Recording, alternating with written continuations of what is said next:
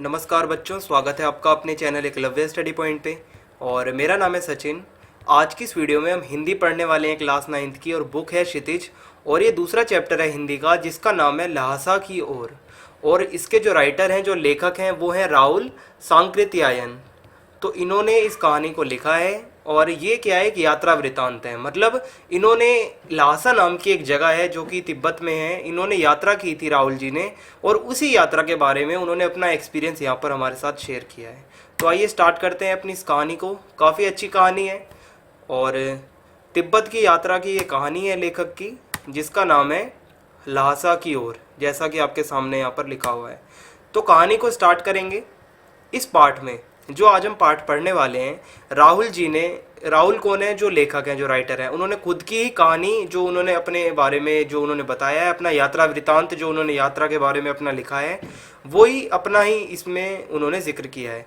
तो राहुल जी ने अपनी पहली तिब्बत यात्रा का वर्णन किया है, जब वो पहली बार तिब्बत गए थे।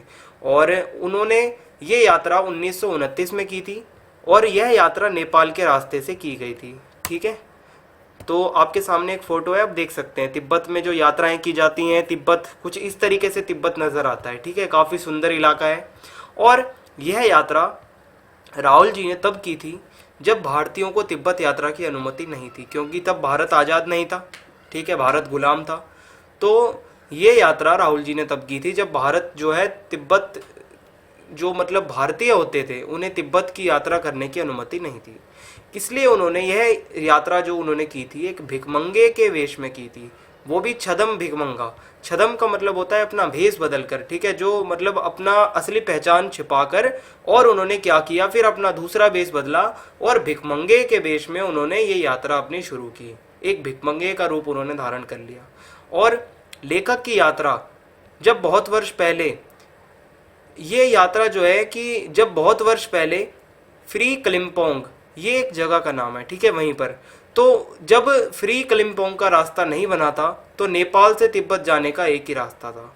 तो ये बात क्या यहाँ पर लेखक बताते हैं कि जब बहुत साल पहले फ्री कलिम्पोंग का रास्ता नहीं बना था, क्योंकि इसी रास्ते से लोग तिब्बत जाया करते थे, तो जब ये रास्ता नहीं बना था, तो नेपाल से तिब्बत जाने का एक ही रास्ता था। ठीक है, तो लेखक ने वही चुना। और आगे क्या हुआ, इस रास्ते पर नेपाल के लोगों के साथ साथ भारत के लोग भी जाया करते थे। तो ये जो रास्ता था, इसमें नेपाल के लोग भी जाते थे यहीं से, और भारत के लोग भी यहीं से जाया करते थे, जहाँ से लेखक ने जाना स्टार्ट किया। और यह रास्ता व्यापारिक और सैनिक रास्ता भी था, इसलिए लेखक ने इसे मुख्य रास्ता बताया। लेखक ने कहा ये काफ़ी इंपॉर्टेंट और मेन रास्ता था, क्योंकि ये रास्ता जो था व्यापारिक था, यहाँ पर व्यापार भी होता था इस रास्ते से, और सैनिक रास्ता भी था। बहुत साल पहले यहाँ पर सैनिक चौकियाँ होती थी, जहाँ पर सैनिक रहते थे। ठीक है, तो लेकिन अब यहाँ पर सैनिक नहीं रहते थे। अब उन्हीं चौकियों के अंदर और किलों के अंदर कौन रहते थे, वहीं के जो आसपास के लोग थे, वो अपना घर बनाकर अंदर रहने लगे थे, जहाँ पर कभी कुछ समय पहले सैनिक रहा करते थे। और इसलिए जगह जगह पर फौजी चौकियाँ थी, जैसे मैंने आपको बताया, जिसमें चीनी पलटन रहा करती थी। आजकल बहुत सारे फौजी मकान गिर चुके हैं। अब जब लेखक वहाँ बताता है कि उसने जो देखा, जहाँ बहुत समय पहले फौजियों के मकान हुआ करते थे, फौजी चौकियाँ हुआ करती थी, अब वहाँ पर ऐसा नहीं था। अब उन्हीं किलों के अंदर वहाँ के आसपास के लोग रहने लगे थे। और आगे लेखक बताता है कि तिब्बत में यात्रियों के लिए बहुत सी तकलीफ़ें भी हैं और कुछ आराम की बातें भी हैं। तो ये यहाँ पर अपनी बात वो शेयर करते हैं राहुल जी, कि जो तिब्बत की जो यात्रा, जो यात्री करते हैं, जो ट्रैवलर हैं, उनके लिए ये यात्रा करते हुए बहुत सारी तकलीफ़ें भी सामने आती हैं और बहुत सारी आराम की बातें भी आती हैं। आगे यहाँ पर बताते हैं लेखक कि तिब्बत में जाति पाति और छुआछूत का सवाल नहीं उठता था। अब यहाँ पर लेखक उस टाइम के समाज के बारे में बता रहे हैं कि उस टाइम कैसा समाज था, वहाँ के लोग कैसे थे। वहाँ पर एक तो खुले विचार वाले लोग थे, ठीक है, जो जहाँ जिस रास्ते से वो जा रहा था लेखक, वहाँ पर जाति पाति का कोई भी भेदभाव नहीं करते थे लोग। छुआछूत का वहाँ पर कोई सवाल नहीं उठता था। वहाँ के लोग बिल्कुल भी छुआछूत में विश्वास नहीं रखते थे। ठीक है, और आपने सुना होगा छुआछूत के बारे में कि जो छोटी जाति का है उसको हाथ नहीं लगाने देना अपने सामान को, या कुछ ऐसा। तो ऐसा वहाँ पर नहीं था। वहाँ के लोग काफ़ी खुले विचारों वाले थे। और वहाँ की जो औरतें थी वो पर्दा भी नहीं डालती थी। जो एक पर्दा डालने की प्रथा होती है, जो काफ़ी पुरानी प्रथा है, वहाँ की औरतें काफ़ी खुले विचार वाली थी और वो पर्दा भी नहीं डालती थी। और जो बहुत निम्न श्रेणी के भिखमंगे होते थे, निम्न श्रेणी का मतलब होता है बहुत निचले स्तर के, जो बिल्कुल मतलब आप समझो जो भिखमंगा, आपने भिखारी सुना होगा, जो बिल्कुल निचले स्तर का जो आपका भिखमंगा होता है, ठीक है, जो भिखारी होते हैं, बहुत ज़्यादा भिखारी जो होते हैं, उनसे जो है वहाँ के लोग थोड़ा डरा करते थे, क्योंकि हो सकता है कि वो लोग चोरी करें। इसलिए चोरी के डर से उन भिखमंगे जो काफ़ी नीचे स्तर के भिखमंगे होते थे, बहुत ज़्यादा गिरे हुए, वो जो थे उनको घरों के अंदर आने नहीं दिया जाता था। वहाँ के लोग समझते थे ये जो भिखमंगे हैं ये काफ़ी ज़्यादा मतलब निचले स्तर के भिखमंगे हैं, और हो सकता है ये भिखमंगे, ये जो भिखारी हैं वो वहाँ पर चोरी भी कर दें, तो इसके डर से उन्हें अंदर नहीं आने दिया जाता था। और चीनी किले, अब आगे यहाँ पर राहुल जी बताते हैं जो किले बने हुए थे वही जहाँ पहले सैनिक रहा करते थे और अब वहाँ पर वहाँ के लोग रह रहे थे। तो जो चीनी किले थे वहाँ से जब हम चलने लगे, लेखक अपनी बात बताते हैं कि जब हम वहाँ से चलने लगे तो एक आदमी राहदारी मांगने आया और हमने वह दोनों चिटें उसे दे दी। जब वो वहाँ से चलने लगे तो एक आदमी वहाँ पर आया और वो अपनी राहदारी मांगने लगा और लेखक ने कहा कि हमने वो दोनों चिटें उसे दे दी। उसी दिन हम थोंगला के पहले के आखिरी गांव में पहुंच गए। थोंगला नाम की जगह थी। लेखक आगे चलते चलते, लेखक के साथ क्या था, एक उसका दोस्त भी था जो कि एक आदमी था जिसने उसके साथ यात्रा की, ठीक है। इसका नाम यहाँ लिखा हुआ है सुमति, ठीक है। सुमति नाम का एक व्यक्ति था जो कि क्या था, सुमति लेखक को यात्रा के दौरान मिला था और उसका वो दोस्त बन गया था। जब वो यात्रा करने लेखक निकले थे तिब्बत की, तो उसी यात्रा के दौरान उनको, लेखक को जो है सुमति नाम का एक भिक्षु मिला था। भिक्षु आपने सुना होगा, जो भिक्षु होते हैं जो पंडित टाइप से होते हैं, मंगोल भिक्षु, ठीक है, जो मतलब बुद्धिस्ट होते हैं, बुद्ध धर्म को मानने वाले होते हैं, भिक्षु टाइप से, ठीक है। तो वो कुछ वैसा था दिखने में, और वो धीरे धीरे उसका, लेखक का, जो राहुल जी हैं उनका दोस्त बन गया और इसका नाम क्या था, सुमति।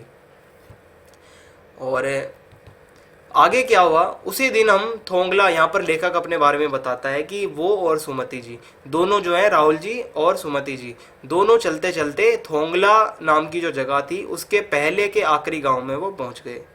और यहाँ भी सुमति जी के जान पहचान के आदमी थे। जो सुमति जी थे वो एक भिक्षु थे और वो वहाँ के लोगों को, आसपास के लोगों को जाना करते थे, जानते थे अच्छे से।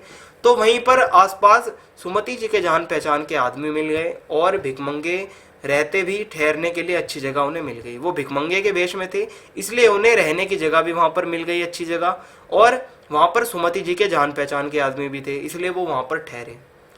फिर लेखक बताता है कि 5 साल बाद हम इसी रास्ते लौटे थे और भीख मंगे नहीं, एक भद्र यात्री के वेश में घोड़ों पर सवार होकर आए थे, पर उस वक्त हमें किसी ने ठहरने के लिए जगह नहीं दी। लेखक बताता है कि जब हम भिखारी के रूप में आए तब तो वहाँ पर रहने के लिए जगह मिली, लेकिन जब हम वहाँ पर एक भद्र यात्री के वेश में आए थे तब उन्हें वहाँ पर क्या हुआ था, घोड़ों पर सवार होकर जब वो आए थे तो उन्हें वहाँ पर ठहरने के लिए जगह वहाँ पर नहीं मिली, ठीक है। ऐसा यहाँ पर लेखक बताते हैं। आगे है, अब हमें सबसे कठिन डांडा थोंगला पार करना था, और ये जो ढांढे है ये तिब्बत में सबसे खतरे की जगह है, ठीक है। जो ढांढे है ये काफ़ी ज़्यादा वहाँ पर खतरे की जगह थी। ये जगह का नाम थोड़ा सा अटपटा आपको लगेगा क्योंकि ये थोड़ा तिब्बती वर्ड है। तो ढाढे जो है वो तिब्बत में सबसे खतरे की जगह थी क्योंकि 16-17 हज़ार फीट की ऊंचाई थी, एक तो इसकी काफ़ी ऊंची जगह थी, और दोनों तरफ वहाँ पर, ये जो इतनी ऊंचाई के दोनों तरफ कोई भी आसपास कोई गांव वहाँ पर नहीं था, सुनसान इलाका था। हो सकता था वहाँ पर डकैती, चोरी चकारी वहाँ पर बहुत ज़्यादा हुआ करती थी। आगे क्या होता है आइए देखते हैं कि डाकुओं के लिए ये सबसे अच्छी जगह थी। मैंने आपको बताया ये जो जगह थी ढाढे, ठीक है, ये डाकुओं के लिए सबसे अच्छी जगह थी क्योंकि दोनों तरफ इसके कोई गांव नहीं था और ये काफ़ी ऊंचाई पर ये जगह थी। और सरकार की नरमी थी, यहाँ पर सरकार ज़्यादा ध्यान नहीं देती थी इस इलाके पर, इसलिए यहाँ पर हत्या और मतलब इस तरीके की चोरी चकारी ये सब होता रहता था और खून खराबा होता रहता था। लेकिन हम लोग भिखारी के वेश में थे। लेखक बताता है हमारे साथ ऐसा नहीं हो सकता था क्योंकि वो भिखारी के वेश में थे और कोई भिखारी की क्या हत्या करेगा और क्या उसको कोई लूटेगा, इसलिए उन्हें डाकुओं का डर नहीं था। उन दोनों को क्या डर था, बस ऊंचाई का डर बना हुआ था क्योंकि काफ़ी ऊंचाई पर वो चलते जा रहे थे। दूसरे दिन क्या हुआ, हमने ढांडे की चढ़ाई, जो ये ढांडे की जो चढ़ाई थी, जो ढांडे नाम की जगह है, इसकी चढ़ाई करनी थी अब उन्हें पहाड़ की।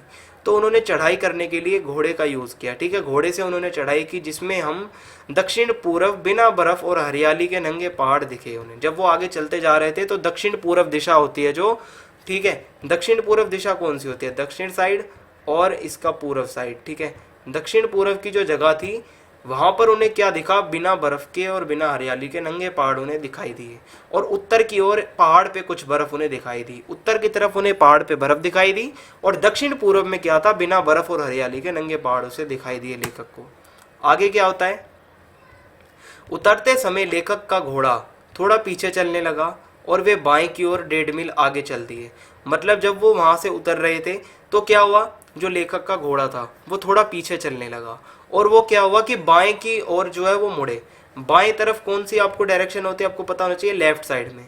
लेफ्ट साइड में जो है वो घोड़ा चलने लगा और 1.5 मील वो आगे चलकर पहुंच गए। ठीक है, 1.5 मील तक वो चले और आगे पहुंच गए। लेकिन आगे चलकर यह पता चला कि लंकोर का रास्ता, जहां उन्हें लंकोर की तरफ जाना था, वो रास्ता तो दाहिने तरफ से था। मतलब उन्हें तो राइट साइड से जाना था, लेकिन वो कहाँ, कौन सी साइड चलते जा रहे थे, वो लेफ्ट साइड में चलते जा रहे थे। तो इसके कारण उन्हें और ज़्यादा देर हो गई और सुमति जी नाराज हो गए।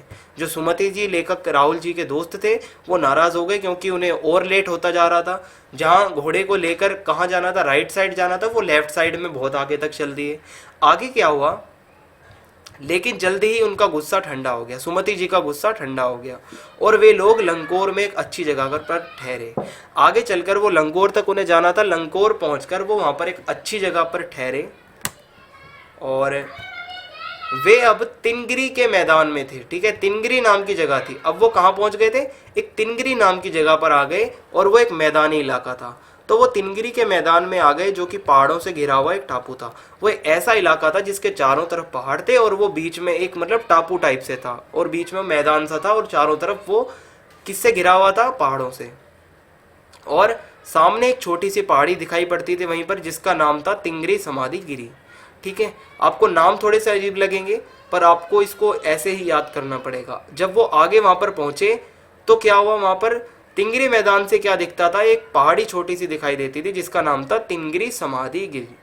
और इसके आसपास के गांव जो है सुमति के बहुत परिचित थे। सुमति जो था वो तिनगिरी समाधि गिरी के आसपास के जो गांव थे वहां पर वो लोगों को जानता था, वहां से उनका परिचय अच्छा था, जान पहचान वहां पर सुमति जी की थी। और वो सुमति जी उन लोगों से जाकर वहां पर मिलना चाहते थे, लेकिन लेखक जो राहुल जी थे उन्होंने उन्हें मना कर दिया और लहासा पहुंचकर पैसे देने का वायदा किया। उन्होंने कहा कि मैं लहासा पहुंचकर, जब हम लहासा पहुंच जाएंगे तो मैं तुम्हें पैसा दे दूंगा, लेकिन अभी आप यहाँ पर मत जाइए। सुमति जी मान गए और उन्होंने आगे बढ़ना शुरू किया। उन्होंने सुबह चलना शुरू नहीं किया था, इसलिए उन्हें तेज धूप में आगे बढ़ना पड़ा। उन्होंने सुबह सुबह स्टार्ट नहीं किया था चलना, अगर सुबह करते तो ठंडा मौसम होता, लेकिन उन्होंने स्टार्ट किया चलना कब, जब दोपहर हो चुकी थी और धूप जो है वो काफ़ी तेज पड़ रही थी, और उन्हें तेज धूप में आगे चलना पड़ा। और वे पीठ पर अपना सामान लादकर हाथों में डंडा लेकर चल रहे थे। आपको पता है पहाड़ों वगैरह की चढ़ाई की जाती है तो सामान पूरा पीठ पर लादा जाता है और हाथों में डंडा होता है। ठीक है, तो वो चढ़ाई कर रहे थे, अपना चलते जा रहे थे। और सुमति जो है एक और यजमान से मिलना चाहता था। यजमान का मतलब होता है एक कोई व्यक्ति, ठीक है, कोई भी एक इंसान। तो सुमति जी जो है वो एक और इंसान से मिलना चाहते थे, इसलिए उन्होंने बहाना करके शेखर विहार की ओर चलने के लिए कहा। वहीं पर एक नज़दीक जगह थी जिसका नाम था शेखर विहार, और वहाँ पर वो क्यों जाना चाहते थे सुमति जी, क्योंकि वहाँ पर वो एक इंसान से मिलना चाहते थे। तो तिब्बत की जो वहाँ पर अब आसपास की जो ज़मीनें थी, वहाँ पर राहुल जी बताते हैं तिब्बत की जो ज़मीन थी वो छोटे बड़े जागीरदारों के हाथों में बटी हुई थी। जागीरदार मतलब जो ज़मीन के मालिक होते हैं। तो उन्हें जो क्या यहाँ पर राहुल जी बताते हैं, उन्होंने देखा कि जो ज़मीनें थी तिब्बत की वो छोटे बड़े जागीरदारों के हाथों में बटी हुई थी, और इन जागीरों का, जागीर मतलब वही भूमि का हिस्सा, और इन जागीरों का बड़ा हिस्सा मठों के हाथ में था। मठ क्या होता है, जहाँ पर भिक्षु वगैरह रहते हैं, जो वो पंडित होते हैं, जो बुद्ध धर्म को मानने वाले पंडित टाइप से होते हैं भिक्षु, वो इन मठों के अंदर रहा करते थे। और अपनी अपनी जागीर में हर जागीरदार, जागीरदार मतलब जो उसका मालिक है जागीर का, तो हर जागीरदार कुछ खेती खुद भी करता था और मजदूर भी उसे मिल जाया करते थे बेकारी के लिए। वहाँ पर जो जागीरदार होता था, जो ज़मीन का मालिक होता था, वो क्या करता था, वहाँ पर खेती खुद भी करता था और वहाँ पर मजदूरों से भी खेती करवाता था और उन्हें पैसे भी नहीं देता था वहाँ पे। ऐसा वहाँ पर उस टाइम पे चला करता था, राहुल जी यहाँ पर बताते हैं। अब आगे क्या होता है आप देख सकते हैं, भिक्षु जो है वो इस टाइप से कुछ दिखते हैं। अगर आपके मन में डाउट हो, भिक्षु अगर मैं बार बार बता रहा हूँ तो भिक्षु इस टाइप से उनका जो है थोड़ा वेश होता है। आगे, लेखक शेखर की खेती के मुखिया भिक्षु नमसे से मिले। वहीं पर जो शेखर विहार के अंदर एक खेत था और उसका जो मुखिया था, जो मेन था उसका मुखिया, उसका नाम था भिक्षु नमसे। भिक्षु कैसा होता है, इस तरीके से कुछ होते हैं, और उस भिक्षु का नाम क्या था, नमसे।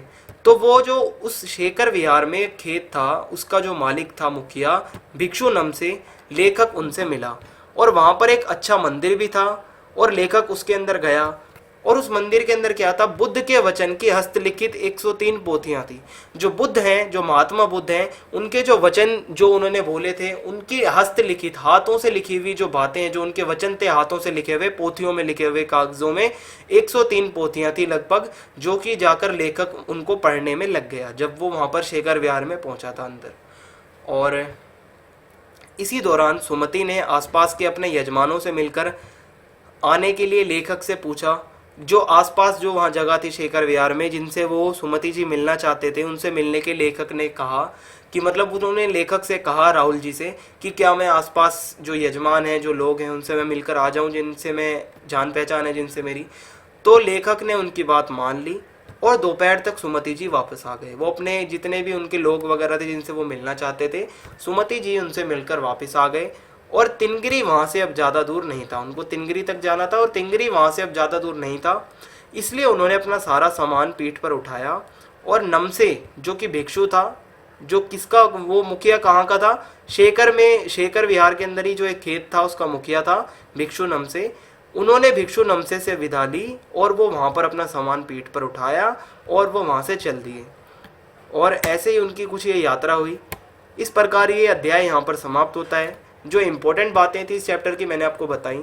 चैनल को आप सब्सक्राइब करना ना भूलें और बेल आइकन दबा दें ताकि आने वाले वीडियोस के अपडेट्स आपको मिलते रहें। और वीडियो में अगर कोई आपको डाउट हो तो आप कमेंट बॉक्स में लिख सकते हैं और वीडियो को ज़्यादा से ज़्यादा आपको अपने दोस्तों में शेयर करना है। जय हिंद, जय भारत, धन्यवाद।